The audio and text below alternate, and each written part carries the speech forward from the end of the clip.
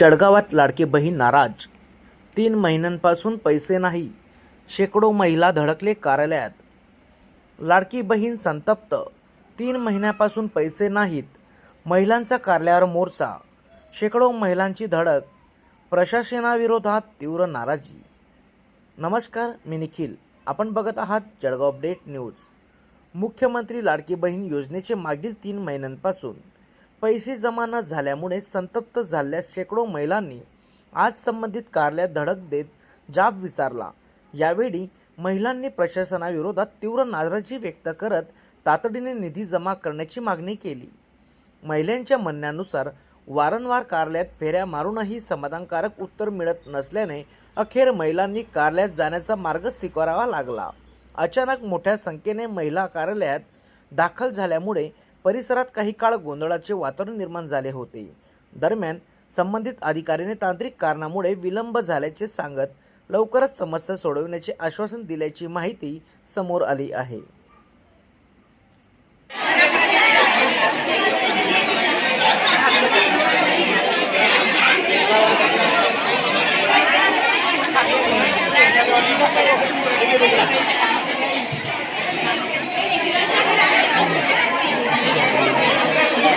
मुलींचे पुष्पा श्रीराम महाजन आहे। माझे नोव्हेंबरपासून पैसे बंद झालेले आहे। ज्यांना खरंच गरज आहे त्यांना तुम्ही पैसे द्यायला पाहिजे।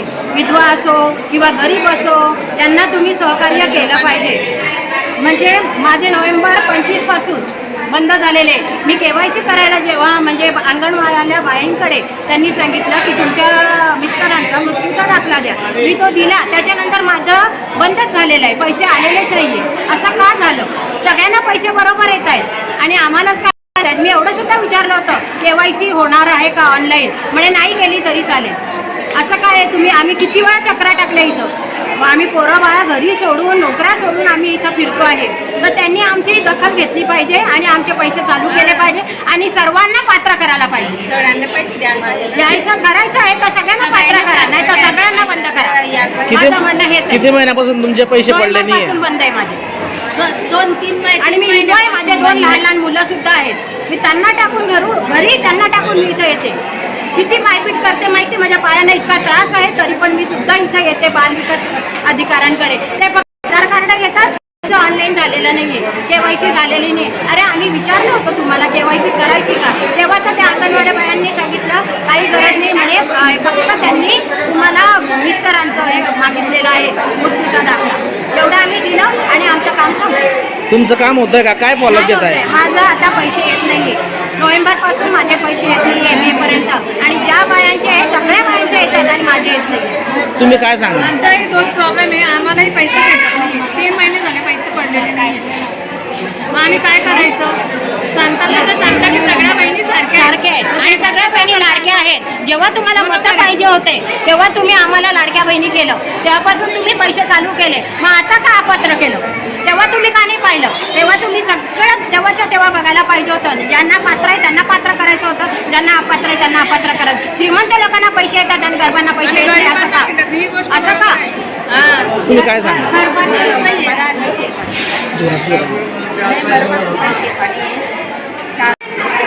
लाडक्या बहिणीचे पैसे पडताना 3 महिने झाले। गरीब बाई आहे, काय घरी कोणीच नाही आहे, ते माणसाकडे काम होत नाही, काय नाही, त्याच्यासाठी फिरस्ती चालू आहे। तुमचं काम होत आहे की नाही बा? इथं किती गर्दी आहे? आता म्हणता KYC केली KYC तर केलेली आहे, पण ते तसं सांगताय। आम्ही पहिले दादा इकडे करा। अधिकारी जागेवर आहे का आता? हां, अधिकारी लोक जागेवर आहेत का काम करायला? नाही, बंद आहे। बंद आहे. बंद आहे म्हणा। तुम्ही आम्हाला पोर्टल चालू करून द्या, आम्ही ऑनलाईन करतो ना। असं नाही की आम्ही ऑनलाईन करू शकत नाही, आम्ही ऑनलाईन करायला तयार आहे ना, पण तुम्ही पोर्टल चालू करून द्या। आणि मी म्हणते आमच्या घरी सरकारी नोकरीवाला कोणीच नाही आहे, 4 व्हीलर नाही आहे, आम्ही पायाने चालतो आणि पायाने येतो। यांनी आमची दखल घेतलीच पाहिजे आणि आम्हाला पात्र केलंच पाहिजे। तुम्ही मतं घेताना कसे तुम्ही आम्हाला पात्र केलं आणि आता लगेच मतं झालं, तुमचं सगळं झालं आणि आम्हाला अपात्र का करता आहे त्याचं कारण तरी आम्हाला समजू द्या। मॅम पहिलेच नाव द्यायला पाहिजे होतं ना। नेमकं काय प्रकरण झालेलं आहे? नमस्कार, मी जिल्हा महिला बालविकास अधिकारी ऋषिकेश काळे। मागच्या 2 दिवसापूर्वी जी 24 तासवरती एक फेक न्यूज आली की मागे लाडक्या बहिणींचा हप्ता पडला, तर त्याच्यानंतर बऱ्याच लाडक्या बहिणींचं 31 डिसेंबरपूर्वी त्यांना जी KYC करण्यासाठी मुदत देण्यात आली होती, तर त्याच्यामध्ये बऱ्याच लाडक्या बहिणींची KYC राहून गेली आणि त्याच्यानंतर त्यांचे हप्ते सबसिक्वेंट महिन्यांमध्ये बंद झाले.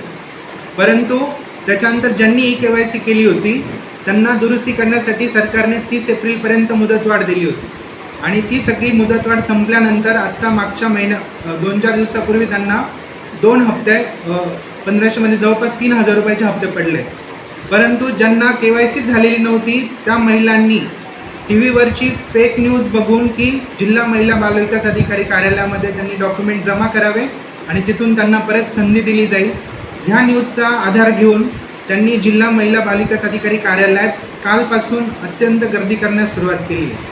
मी आपल्याला सांगू इच्छितो की या संदर्भात ज्यांची KYC करायची बाकी राहिली आहे त्या संदर्भात आणि ज्यांचे काही कारणामुळे पैसे बंद झाले त्यांचे पैसे सुरू करण्यासाठी कुठल्याही प्रकारची शासन निर्देश किंवा कुठल्याही प्रकारची लिंक जिल्हा महिला बालविकास अधिकारी कार्यालय स्तरावर नाही आहे.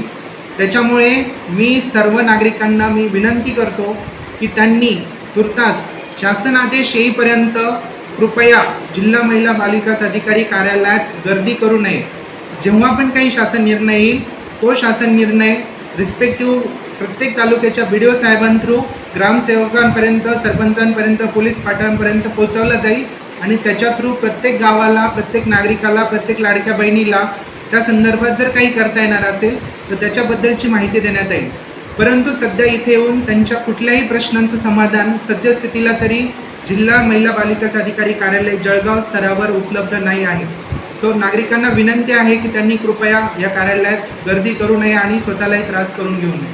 शासन स्तरावर काय निर्णय घेतलेला आहे? जी फेक न्यूज म्हणताय तुम्ही, जी प्रसिद्ध झाली, तर त्या चॅनल किंवा त्या रिपोर्टर संदर्भात तुम्ही काही आक्षेप नोंदवला आहे शासन म्हणून?